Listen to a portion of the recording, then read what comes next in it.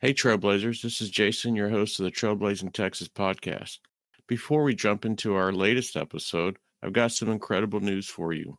Are you gearing up for your next big hike or backpacking trip?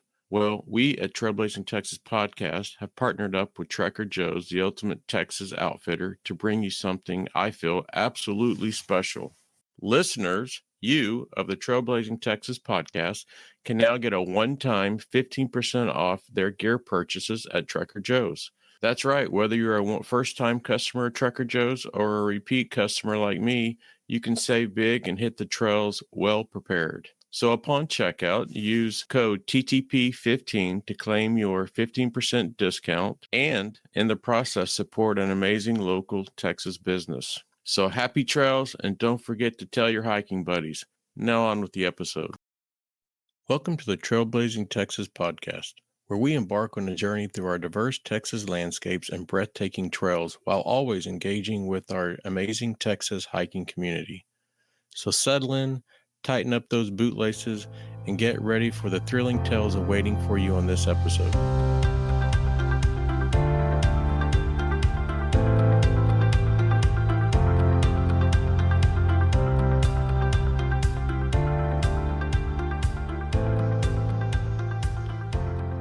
Welcome to the Trailblazing Texas podcast. I'm your host, Jason, and today we are dipping our toes back into the mountaineering pool.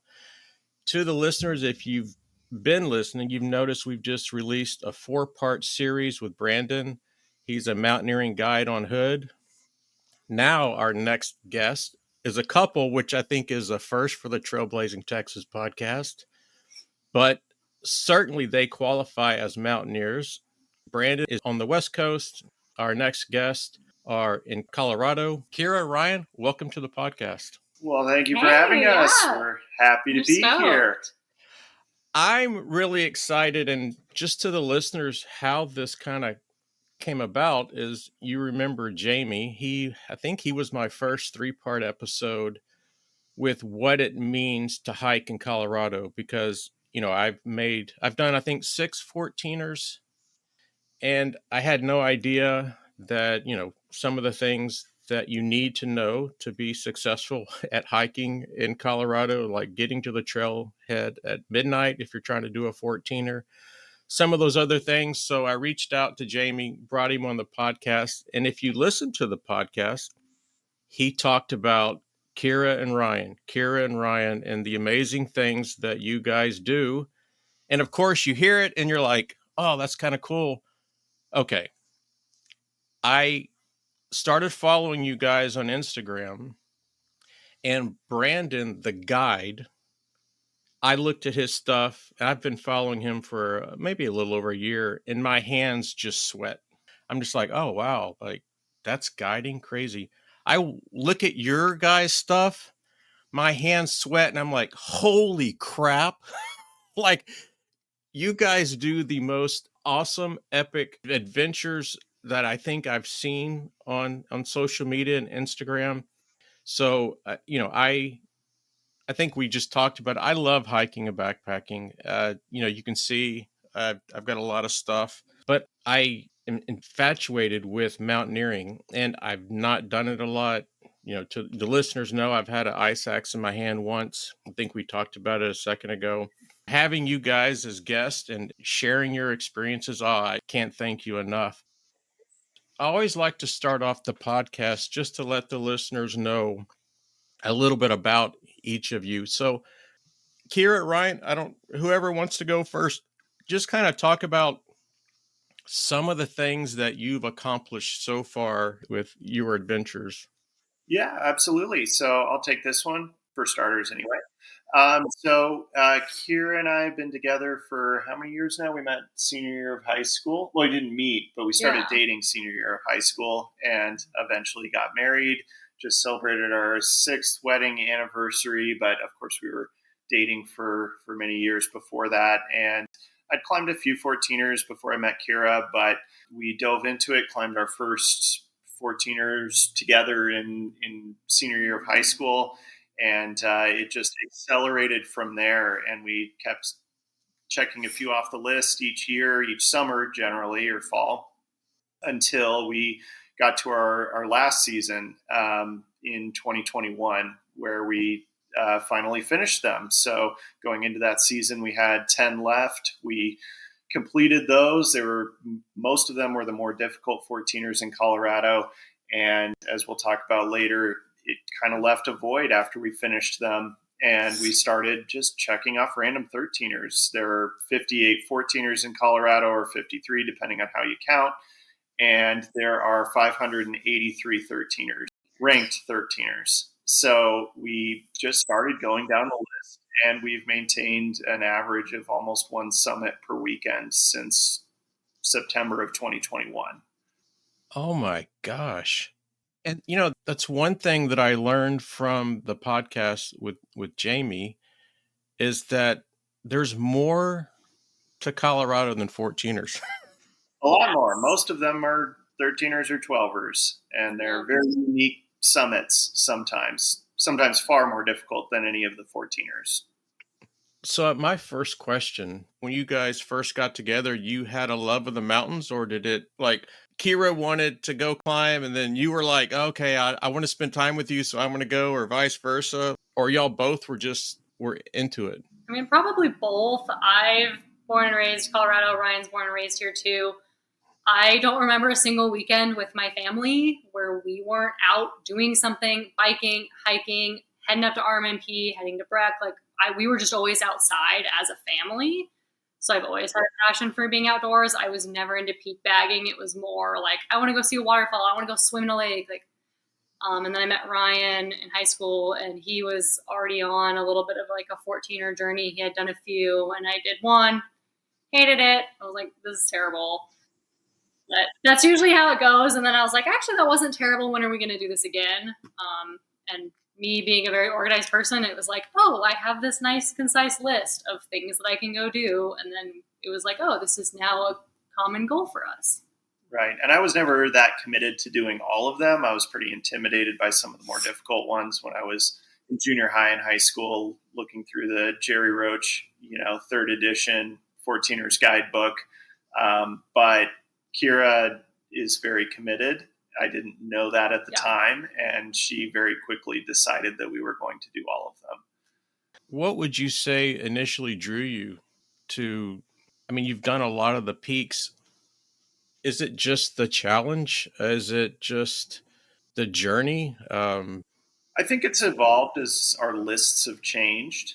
With the 14ers, it was, for me at least, just the list and the allure of doing really difficult climbs and getting better at climbing. And it was all bite sized to an extent. I think one thing that a lot of people say about the 14ers is it's a list that, mere mortals can accomplish.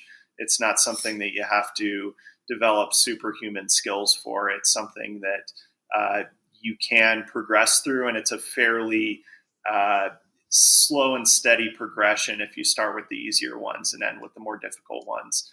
As we're branching out to peaks in California, for example, it's not like that at all. They're dramatically different in the degree of difficulty and the skill set that you need to do them. But in Colorado, if you're a fair weather climber, then you can definitely progress through the list without any extremely uncomfortable jumps in difficulty or exposure or skill set. It's funny you say that. The last visit to Colorado, I had a friend drive up from New Mexico. He's usually with me on all my adventures. And we were going to do, what is the one where there's 4 14ers? The Calibron. Yes. But I think it was closed, or maybe there were some posts saying that it could be closed or not closed.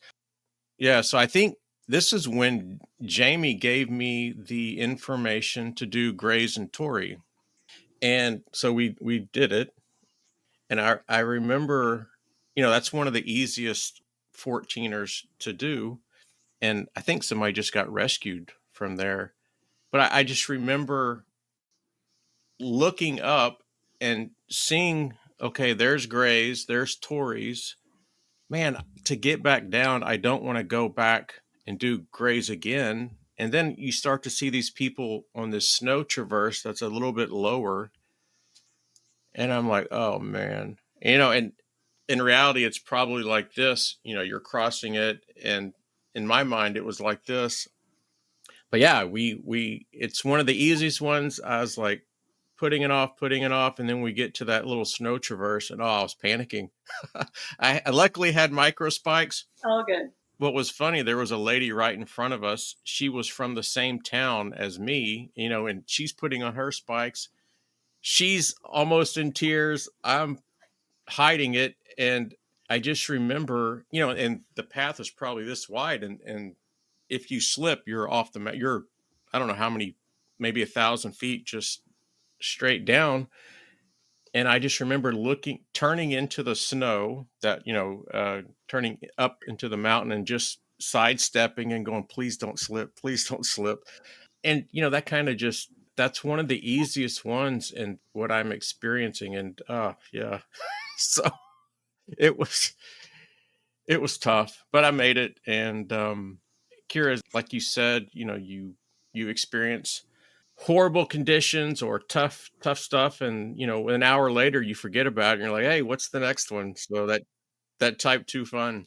So Kyra, how would you compare 13ers to 14ers in terms of, I don't know, the challenge, the beauty, the solitude? And kind of as I said before, I was educated that certainly, in Colorado there's way more to Colorado than the 14ers. Yeah. I mean, the 13ers are, I feel like, more of a mixed bag than the 14ers. You have 13ers that are the easiest thing in the world. It's all class one, they're super short. And you have ones that are completely roped, like you need to be able to lead climb them, extremely difficult.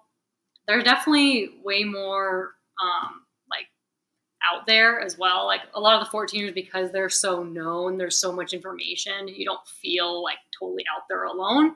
There's a lot of 13ers you feel very alone and out there, and you're definitely in solitude, which I mostly like. And then, yeah, I think the beauty and the views, I would say they're the same. I don't think there's a bad summit anywhere in the state where you're not going to get like just amazing views. Ryan, what about you? The views of the 14ers are always better from the nearby 13ers. We experienced that a couple of weeks ago on Mount Shasta, which is an extremely isolated 14er out in California. And the views from the summit were terrible. It's just flat land as far as the eye can see. You certainly feel like you're high up there, but you don't have any good scenery. And some of the 13ers are very well kept secrets. I know of one 13er that has a summit register that goes back to 1948. It's a difficult one, but long story short, it's got a lot of historic names on it and not that many names in general. It only gets climbed a couple times a year. So Wow. the 13ers are, like Kyra said, a completely mixed bag. Most of them don't have any trail whatsoever, and you have to do a lot of planning to just determine that your route is going to go. And sometimes it'll go, sometimes it won't. So we'll talk about contingency plans and how we plan for all of these variables to ensure a successful climb. But the 13ers are just a completely different experience. We have something like that in Texas. So my favorite place on earth is Guadalupe Mountain National Park. I like the black sheep of the families. So Big Bend is probably the more popular national park in Texas, and it's crowded. There's not a lot of people that go to Guadalupe Mountains. The best state park is probably Paladuro, and I go to Caprock, which is about an hour south and, hour and a half south of Paladuro, and, way less people. But you we have, and so I guess the point of this is, the Guadalupe Mountains, not a lot of people go there. A lot of the peaks aren't climbed. 9 of the highest peaks in Texas are there, so over 8,000 feet. And there's a traverse. It's called the Quad, and probably like what you've experienced with that 13er, not a lot of people do it. So you hike a trail up to Guadalupe Peak, the highest peak, and then you go off trail, and it's all navigation to Shumard, Bartlett, and then bush, and then you take a trail back down. And like we did it, and it took us about 12 hours. We started like at 3 in the morning.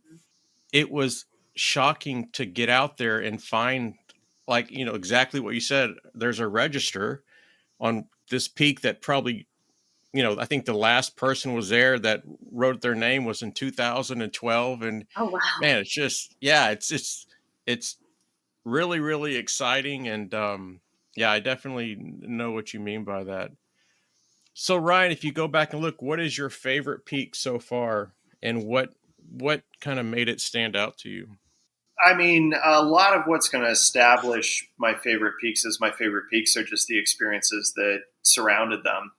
So the one that comes to mind would be Vestal and Arrow, which are both Centennial 13ers. So Centennial peaks are the highest 100 in Colorado, and that's kind of the natural next step after doing the 14ers is to do the highest 100.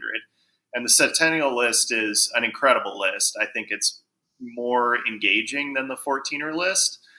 There are some really, truly incredible 13ers that are Centennial 13ers. I think most of the most interesting peaks in Colorado are Centennial 13ers. And two of those are Vestal and Arrow. So we climbed Wham Ridge, which is a classic low fifth class granite climb on excellent rock. It's some of the best climbing of its grade in the country. And so we climbed up Vestal, went down, went back up Arrow, which is its next door neighbor. That's also a spectacular summit, and then went back down to camp. That was just an incredible trip. You start in Silverton, which is one of our favorite towns in Colorado. And you walk 6 miles down the railroad tracks. I shouldn't say that because it's not legal. You hike down from Mullis Pass. You hike down from Mullis Pass. We'll edit that part out. You don't have to. It's what our guide told us to do. Yeah, no, we used a guide for we were with Ridge, an excellent guide, and so we packed into the basin in late September. It was just perfect weather, and we did a climb that was fairly intimidating to us. We didn't have the adequate rope skills to do it on our own, so we did hire a guide for it. But it was just a really blissful climb, and it's, if you Google Vestal, it's a really cool looking peak. It's incredible. And camping right at the base of it was incredible as well. So that's top of my list for Colorado. Additionally, we climbed Pigeon Spire up in the Bugaboos in BC, and that is an incredible climb as well. We did it with Canadian Mountain Holidays, which is a heli skiing company, and they have summer activities where they'll helicopter you to the edge of the provincial park, and you then do some glacier travel, some technical climbing, and it's an incredible setting, and you get incredible access if you're willing to, pay for the ticket, which is, I'll just plug their company. It might be $5 or $6 grand for a 3-day trip, but they feed you extremely well. The guides are excellent. The sense of camaraderie is fantastic, and they have some of the most incredible Via Ferratas that I've ever seen as well. If you haven't done a Via Ferrata, you should check it out. So should your listeners. It's a very unique experience that is not as physically strenuous as a lot of what we do, and most often you can find a guide for those sorts of trips, and it's just a different kind of experience. Kyra, what about you? What's your favorite? I mean, for me, it's like I like all of them. I just like getting out there and going to new places. I just like going to new places. So when there's an opportunity to go somewhere that I've never been, like California, where I'm really wanting to do more in the Pacific Northwest, which is a totally different step up from what we have here. I just like going and doing something new. But yeah, like you said, when everything just goes well, it all works. That's when it's like, oh, that was so good. Like Gladstone was a peak that we skied most of. I was coming off of an injury and a really disappointing bail. So it just felt like this huge like redemption and confidence surge being successful on that one. And it just was like, wow, this was one of the best days we've had in the mountain. Like this felt great all day, Nice. Yeah, and you guys did Shasta. That's where Brandon got his guiding start as a 20-year-old Oh, a long amazing. time ago. He's in his 40s. So he tried out, I think, on Rainier. I don't remember the company, and they didn't hire him, and they didn't know why they didn't hire him, but they gave him they gave him a name of the guy who owned, I think it's Shasta Mountain Guides, and he went out there and tried out and got hired, and that's how he got started. But in talking to Brandon, and I kind of met him and got him on the podcast through a mutual good friend that we both have, John, in Washington. And I remember when I first met John, he was talking about, oh, we should go do Shasta or go do Hood. And I'm just like, yeah, let's go. Have no idea what I'm even agreeing to. And I started looking at YouTube videos on Hood, and I'm like, oh, heck no. And then during the podcast with Brandon, he's like, oh yeah, man, I can get you up on Hood. I'm like, no. I I I would love to try, but man, it for me to just imagine, and I guess you could just walk outside and something happen and die, but to be on a mountain and you could have the best gear, the best weather, the best everything, and then the mountain just could have other plans. And like, it's hard for me to kind of mentally get through that kind of stuff. So speaking of that, Ryan, have you ever had any peaks that have truly humbled you? We've had a few experiences. It's not the peaks themselves; it's just the conditions that we've chosen to do them in. Shasta is one of them because our first attempt was last year with a guide. Kyra, this was just prior to the other peak she mentioned. She did injure her MCL skiing, and we had the guide booked, and the money was non-refundable. So, and the flights were booked, the lodging was booked, the rental car was booked, and the weather was terrible. And we decided, well, we're going to make the guide work for his money. Well, no, the guide company still, they were like, hey, we're not going to ski. Like, skiing is completely out. I'm like, yeah, I'm not cleared to ski right now. And so they're like, if you want to still try, we're willing to still try with you. But we're going to have to hike the whole thing. And I was like, well, I'd rather try than never know. And we went into it knowing it probably wouldn't be successful, but we'd already paid for it. And we got up to camp, which, we can talk about our successful Shasta trip, which was a total reinvention of the wheel compared to the other one. Yeah. But we got to camp, and it was extremely windy. We were camping about 800 feet below Helen Lake at 50-50, they call it. Yep. And we had a 3-season tent. I still had my, I think, 20-degree bag, which is a common theme in our failures, I think. And it was a good, 30, 40 mile an hour sustained winds, which isn't ridiculous, but it's enough that you need to build a snow wall. And our tent was about to fold all night. So I don't know, 2 a.m. maybe, not that we'd slept at all. And the guide was like, we're not going to summit. And we were like, okay, well, let's go try. And I think he was really trying to talk us out of it. He kind of overstated the danger, I think, a little bit, but we went for it anyway. And we got up another 1,500 or so feet. The guide got blown off his feet. Kyra got blown off her feet.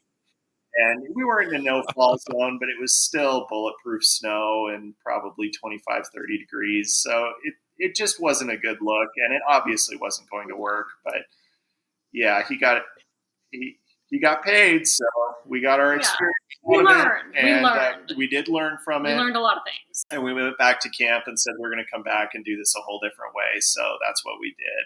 But that was expected to be humbling, I think. We knew we weren't probably going to be successful, but weather models really struggle with high prominent volcanoes, and the weather models were all wildly different, and it turned out to be similar to the worst of the weather models. And I don't know of anyone who summited that particular day. We had some friends summit the day before in slightly better conditions, but still not something we would have wanted to subject ourselves to. And then probably our most notorious example was a peak called Hagerman, which is a Centennial 13er.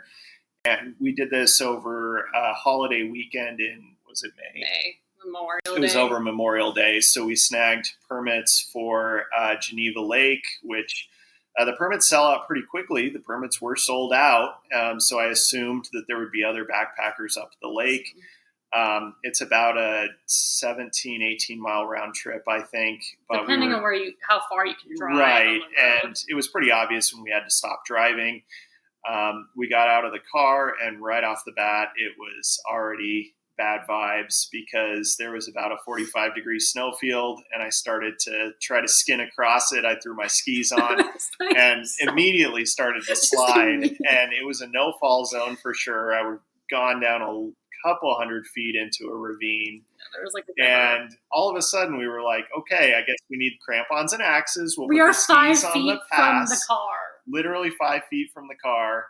And we took a lot of time getting up to camp because it was skis on, skis off, booting, crampons, axe, back to skis, skins, ski crampons. I mean, just trying different things, horrible bushwhacking through willows. And eventually we got to camp and there was no one there. So that was not the morale boost that I was hoping for. I was hoping we'd find a couple other parties going for the summit, but we were the only ones up there. And so spent an hour or two eating dinner and trying to warm up in the sun on the snow. We got camp set up. And again, we were in our 3-season tent and I had my 20-degree bag.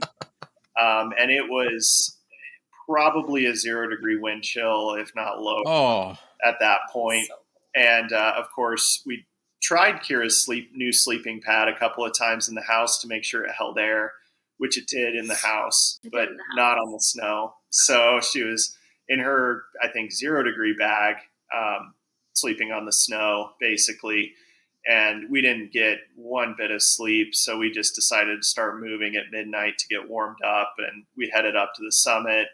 I mean, bulletproof snow, very, very steep. I tore my pants really bad. Dropped our skis. Lower than we thought we'd need to. Much lower than we thought we'd need to. And we got to the summit shortly after sunrise. It was still really, really cold. And we ended up heading back down. And it was just a lot of exposed climbing on snow that was way too steep and hard to self-arrest on. So we just felt very out there. And we only skied probably 2 miles of that 18 miles or 14, whatever. I mean, it was probably 24 hours of moving time over 2 days and just really dangerous. We saw there was a huge wet slide that had come down the day before when we were, probably at camp. The wet slide probably happened and it was not possible to pass it. It was too wet, soft, steep, dangerous. So we had to do some creative bushwhacking with the skis on the pack, and it was an absolute nightmare. I don't think I regret not bailing, but we should have. Yeah, the needle was threaded way too close. Yeah, too many bad vibes were stacking up against us, I think. So how do you... So there's 2 questions. You have a guide, and I don't know how to word this.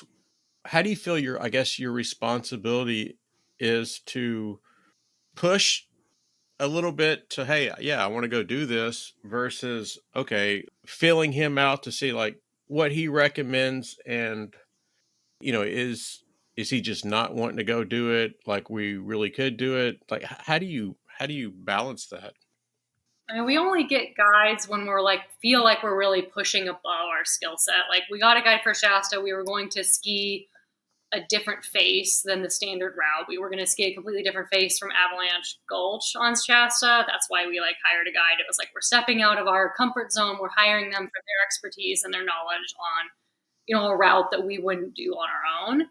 And then it just ended up being we had to completely switch gears where it was all of these things are compiling. So I don't think you're usually in a position where you're questioning the guide. It's usually you're there because you really trust them and their decision-making and their knowledge.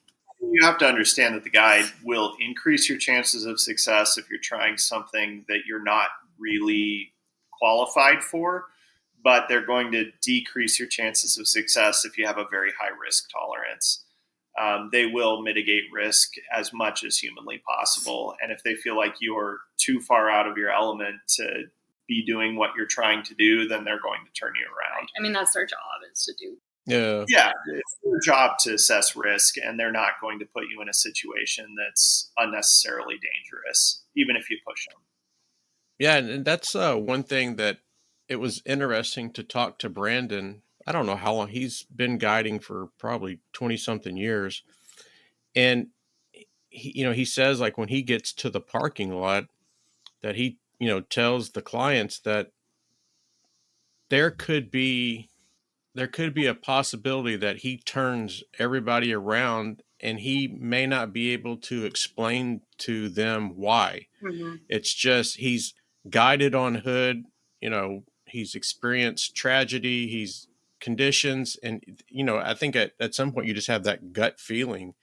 And he was like, it's really hard to not be able to explain to the clients that, we're going to have to turn around and, not give them, oh, it's because of, see that crack in the snow, it's avalanche, this, that. It's just the feeling that he has. And like, for me, it's that was a very interesting conversation with him, just to kind of see from a guide's point of view what all goes through their mind. And yeah, I mean, the responsibility that they have to make sure, the best of their ability, to make sure you guys, come back to your car safe. Right, absolutely. And that's kind of our personal philosophy too. You don't get to, veto a bail with any party. If somebody says they need to bail, then that's it. And there's no reason to speculate about, well, if things don't go quite as well as we want, if we're a little slower, then we're going to bail. No, it's have hard, cutoffs. And if you get to that point, then talk to the group. But more than likely, if you need to bail, the group needs to bail. That's exactly how guiding works too. Yeah.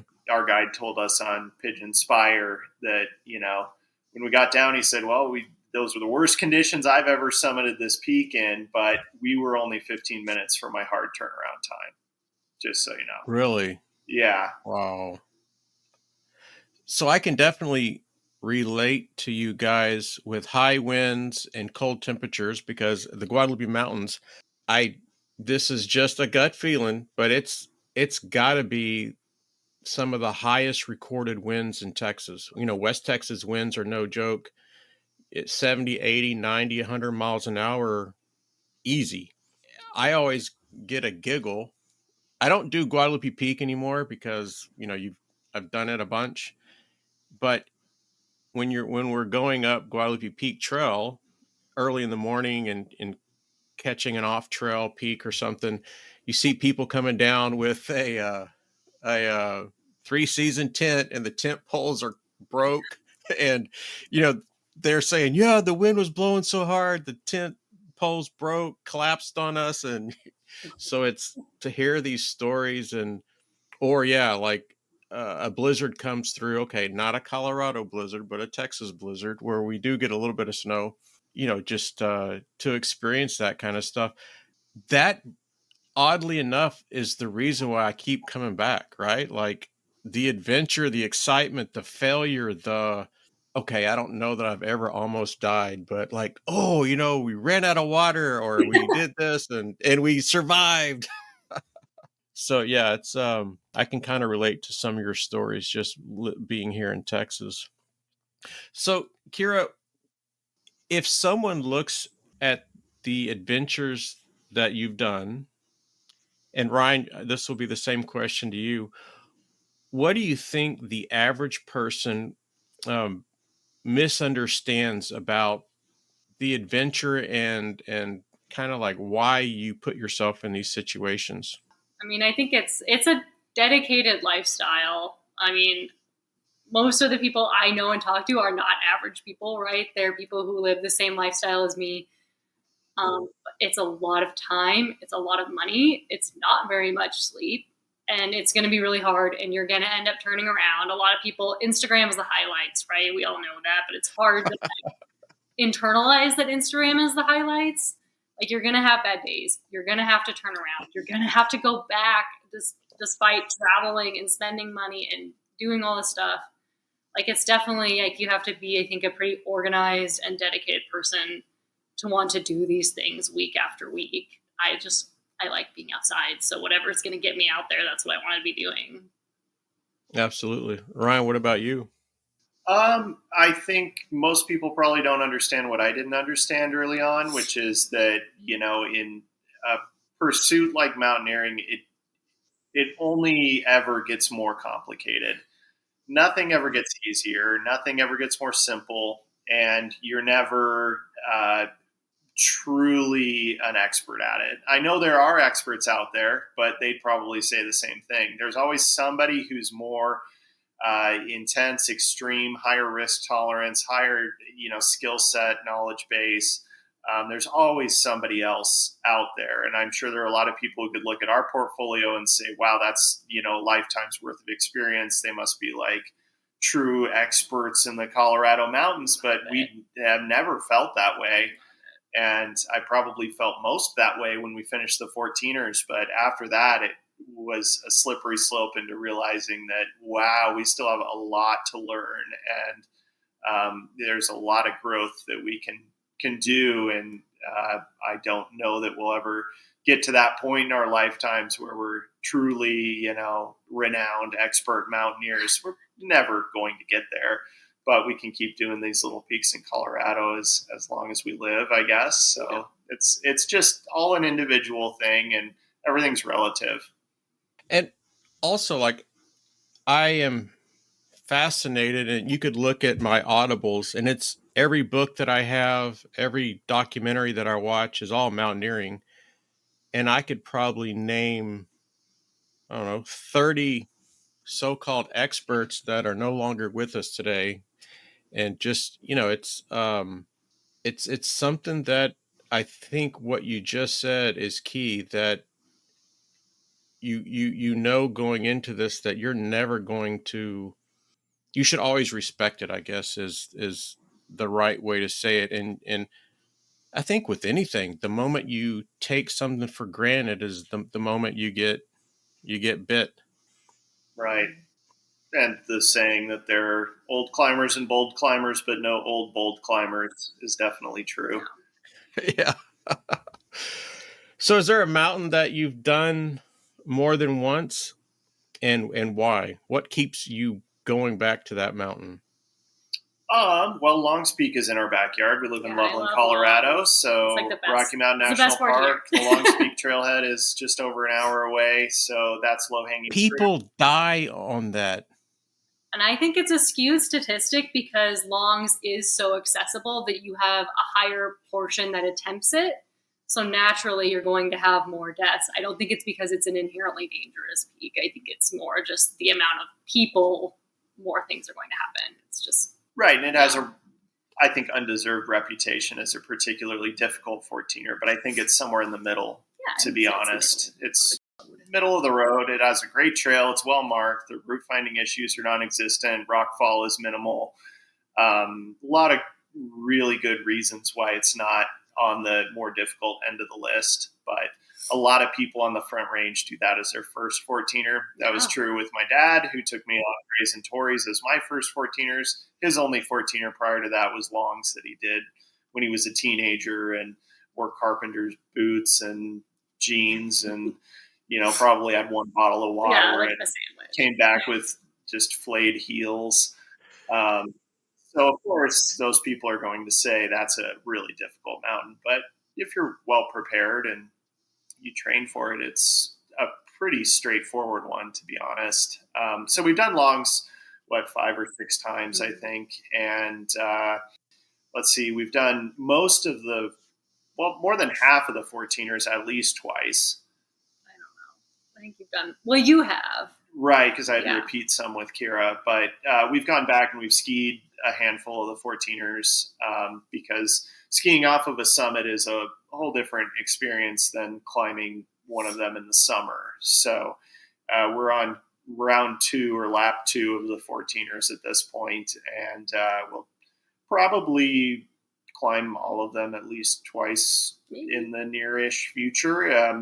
We are trying to do either calendar winter ascents and or ski descents on those peaks to add a little variety and interest to them. Or like different routes. A lot of them have, you just hear about the standard route, but most of them have these really cool alternate routes that are less crowded, or they're more technical, or there's a snow climbs, ski descents, all of the above. Yeah, and just to the listeners, I just want you to focus on what was just said, the word ski. So what they do is they climb up to a summit carrying all their ski stuff, and then they ski down. Or skin up to the summit. Yeah. Sometimes the skis stay on their feet, but more than not, they go on the back. Yeah, and that's another thing that was kind of crazy, that I guess is it the skins that you can put on the bottom of the skis and you can actually go up with skis? Yeah, that's crazy. So why do you think, what part of Long's Peak do you think is the crux where bad things have happened? The Narrows. There's been a few people that have done it in more mixed conditions that have fallen off the Narrows. There's a few spots that I would say is a no-fall zone, but in the summer in dry conditions, you'd have to like deliberately step off. You wouldn't slip off, but there's been a few. Yeah, it tends to get a lot of drainage, just very thin ice. After everything else melts out, people go up there, maybe they have the micro spikes or the crampons in their pack, but they get up to a little 5-foot patch of, really slick ice, or you can't see it. And they just decide, I'm just going to continue, because why would I put on my micro spikes when I'm this close to the summit and it's just a small little inconvenience here. I can walk across that. And then they don't. I know that's happened a couple of times in recent years. The other one is getting too high on ledges. Right, route finding issues, just weather, a lot of, normal errors that relatively inexperienced people tend to make leads to problems on longs. I don't think it's inherently particularly dangerous. It's usually compounding errors. It's usually a lot of little decisions that then go to a big oops. It's not usually you make one very poor choice. It's a lot of little poor choices that add up to a big bad thing. I've done a lot of research, and there's a lot of books that I've read exactly what you just said, and I can relate it to hiking and backpacking. People go off the trail to use the restroom. They don't have a process that will show them back where the trail is. They get lost. And it's amazing, the first decision that they make, if it's the wrong decision, then they're on a roller coaster ride of bad decisions. If that first decision is a correct one, I don't know if it's because people panic when they realize, oh, that probably wasn't the right decision, and then panic kicks in, and then just knee jerk reactions to their situation versus taking a break, making a sound, correct first decision, and then how that leads to other correct decisions. I think it's a lack of immediate feedback. You generally don't have any feedback that you're making life-threatening decisions until it's way too late, because you can look at the forecast, misinterpret the forecast, start 3 hours later than you really should be for a successful summit, and even 5 feet from the car, you've already made a mistake that's going to prevent you from successfully summiting. And then you continue to push, you get summit fever, clouds are coming in, you start to make more compounding errors, and you don't realize that you've really made about 1,000 mistakes until it's way too late to correct them. Yeah.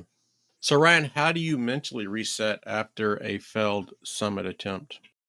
Well, I will note that we don't have very many. First of all, I think we have almost 300 total summits, not unique summits, but total summits above 13,000 feet. And I think we've bailed on probably a dozen or so. Yeah, I'd say around 20, maybe we've bailed on, something like that. Yeah, and some of them we knew that probably wouldn't be successful, but hey, we'll go anyway and just see how far we get. Maybe it'll be better than we expect, maybe not. So the failed summit attempts don't weigh on me much. It's infrequent. Usually when it happens, we knew going into it that the chances were slim. It's very, very rarely been a big surprise.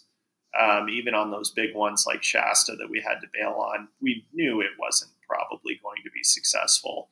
So we were prepared for that outcome.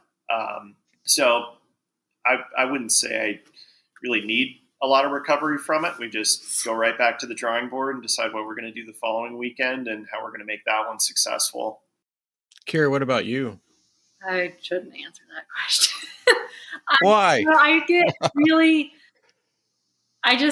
my personality, the way I live my life, I don't do anything 50%. I'm 100% committed, even if I know it's probably not going to work out. I can't really talk myself down. I am still 1,000% committed until the moment it's like, this is immediately not going to work. We have to go back.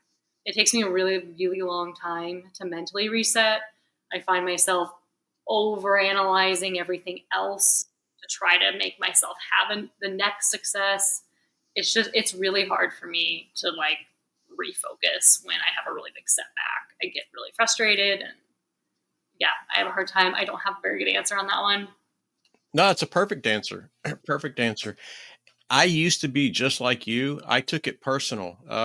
When, I would never do some of the stuff that I've done alone. So I would bring in people and they would show up and not be in shape, or they couldn't read a map and they said they could. And, we ended up just having to turn around because, at some point, with the water carries that we have in West Texas, the temperatures, you can really get into unsafe situations. I was telling John one time because we talk and he's up in Washington. And I'm like, man, I was trying to do the 10 highest peaks in Texas and I'm only at 6. And this trip I was supposed to knock 3 out. And then this happened and this happened. And, analyzing what could I have done different, this. And he just goes, Jason, he goes, what fun would it be if you were always successful? And I was like, okay, you're right. Dang it. I hate when you're right, but he's always right. But yeah, and like it's and then also how are the dynamics between you two when, or has it ever happened where Kira, you're like, oh, I want to do the summit, and Ryan's like, no, no, wait, there's 100-mile-an-hour winds, it's probably unsafe. How do y'all, like, what are the rules to we go or we don't go? I mean, the rules again are that every bail counts and you can't veto it. Yeah. So I did make a call earlier this year on one that the winds were not conducive to success. It was way too cold for the gear that we brought. It was in the spring. We thought it was going to be warmer than it was. Winds were way higher, way gustier, irregular, and lower on the mountain than we expected. And we'd already had a couple of very big days, the days leading up to it. And this was a relatively minor objective, just kind of a bonus on the way home. And I just said, yeah, this isn't going to happen. And Kyra was kind of emotionally charged about it, but I knew that was an emotional decision, not a rational decision. So I said, all right, well, we're just turning around. Let's go. So we turned around. So we turned around and it was the right decision. And that's just how it has to be sometimes. But again, our strategies help us avoid those situations to begin with by just ensuring predictability, by choosing a different mountain range, by choosing a different day, choosing a different start time, choosing different gear, all of the above, to try to avoid situations where we have to bail. Because even if we're driving a couple of hours, it's still, $100, $200 in gas plus food, plus maybe lodging, everything else adds up. And we don't want to be unsuccessful up there. So Ryan, when you, in your mind, when you're thinking like, okay, we're going to have to turn around, and Kyra, she's has summit fever, do you take the ice axe from her and then make the call, or or is it like where she can't reach it? Like, how does that work? Just about, but I mean, in those conditions, you need somebody's help to get crap out of your pack, and you can't be taking your pack off to get stuff out of it. You got to help each other out. It's not a one-man activity. So you feel relatively safe that you can turn around without getting an ice axe to the back or something? Yeah. Yeah. I mean, Yeah. it's like you have to, like they'll say in every group. I mean, their group dynamics are different. If you're in a big group, Mhm. you may have previous discussions, or you may have a multi-peak day where one friend's like, hey, I've already done that third one. Like, I'm going to turn around. You guys go ahead. Like, there's different things that can happen. But when it's just the two of us, it's like, okay, we're both turning around Or we're both going to summit. yeah. And I think that it's key what you guys have that discussion, and probably by now it's just you can read each other's mind, go turn around, and you work together, because yeah, that's you see a lot of disasters where there's arguments amongst, you know, the group, and people are turning around and some people are going, or people are being left behind. And yeah, it's good that works out like that for you guys. So Kyra, what keeps you motivated to having these adventures? It Journey, is it the destination, is it the list that you're able to check off? Like, what drives you? I mean, my whole life, I've loved doing new things, going to new places. So anytime I get to be like, oh, I've never been there, there's like all these peaks, and there's this lake that I've never been to. It's just really exciting for me to like plan to go to new places like all the time. And it's cool that we have so many in Colorado. Other states do too, where it's like, oh my gosh, there's so many amazing things I would have never known or gone to if I didn't have this, like, all these other objectives taking me there. So just Yeah, going somewhere new is really motivating for me. And then I'm very organized. So I like to have the list of where I'm like, oh, I saved all these like informations, and I can just sift through about what do I want to do this weekend. that's crazy that you guys have this kind of lifestyle. I go to New Mexico. I love New Mexico, and whenever I'm leaving there, or even I felt it in Colorado, I just felt sick, like I belong here. Like, where you can take 10 steps and you're at a trailhead, or you're looking at the mountains all day. And if I get to come back, I'm I'm coming back to Colorado or New Mexico. Yeah, Yeah. there's a lot. Yeah, New Mexico is beautiful. Yeah. Yeah, my one of my good friends is there, and he's a rock climber, hiker, backpacker. He's a dirt bag. He's lived in his car. Just a wonderful person. And yeah, I mean, I go visit him, and man, it's just I don't want to come back to Texas. I love Texas. Texas is very diverse, but there's something about I guess the accessibility to everything you could ever imagine wanting to do in the outdoors, just right outside your doorstep, is it's pretty neat. So Ryan, this one's for you. Do you ever feel like when you guys are planning an adventure, do you ever have like a gut feeling or a fear or a hesitation before the trip? And if so, how do you handle it? I try to ultimately suppress those feelings a little bit until I find out if Kira's experiencing the same feelings, because there have been trips that we've gone into where I feel extremely stoked about it. Oh, I know this one's going to be good. And Kira says, no, I'm really, really spooked that this might happen, this might happen. And it's not good to go into trips on a different emotional, feeling like that. So, I try to look at things as objectively as possible. We both do, because that's necessary to success, is looking at all of the variables and really deciding, is this going to work? And so I try to leave a lot up to, fate after we've already accounted for all of those variables, and just go through the experience and experience it however it's going to play out. Because more often than not, it's not a pleasant experience, because we are climbing year round almost every weekend. So, especially during the late fall, winter months, early spring, even sometimes into the late spring, they're almost invariably type 2 fun. And I can't expect it to be type 1 fun if the weather and the mountains have different plans for me.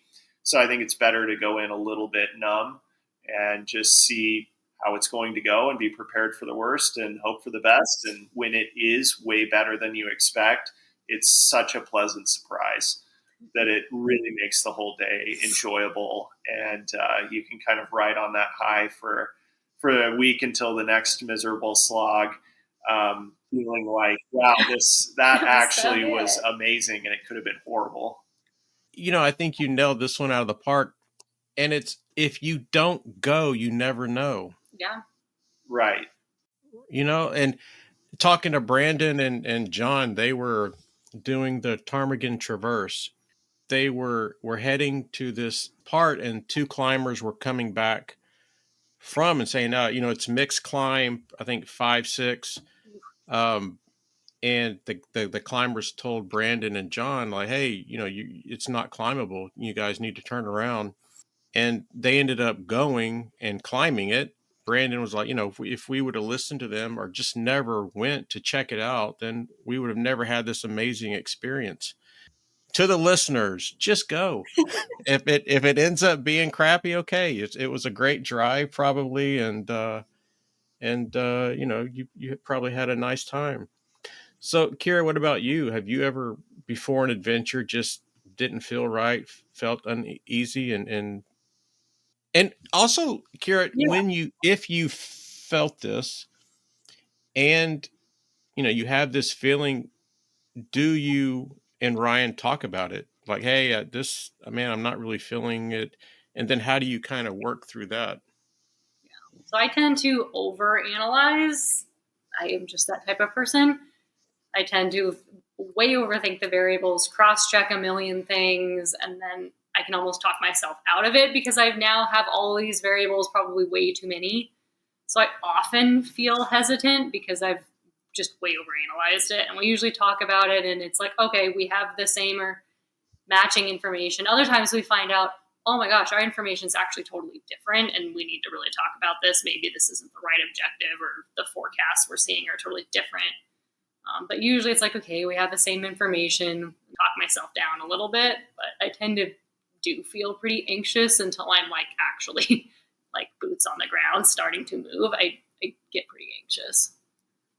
And so when you're there and you've had this, these feelings of being anxious and stuff, and when you actually see it, do you notice that really quickly kind of relieves the For anxiety? me, yeah, it's like that's the other reason I like going for it. It's like I have a very stressful day-to-day job. There's just a lot of stress in our day-to-day lives. When I'm just hiking, it's very simple. It's like go forward or not. Like all the decisions are very, very simple. Everything else I can just tune out. So yeah, I don't ever feel anxiety on hikes unless we're in a situation we really shouldn't be in. That's when it's like, this feels wrong and we need to do something about it. But generally, no, I don't feel anxious at all once I'm actually hiking. So, Ryan, what do you think is the hardest decision you've ever had to make in the mountains? And that wraps up another exciting episode of the Trailblazing Texas podcast. We hope you enjoyed the episode today, and stay tuned for our next episode where we will pick back up where we left off and guarantee to uncover many more hiking gems and share many more tips to enhance your experience on the trail. Until then, happy trails and happy hiking.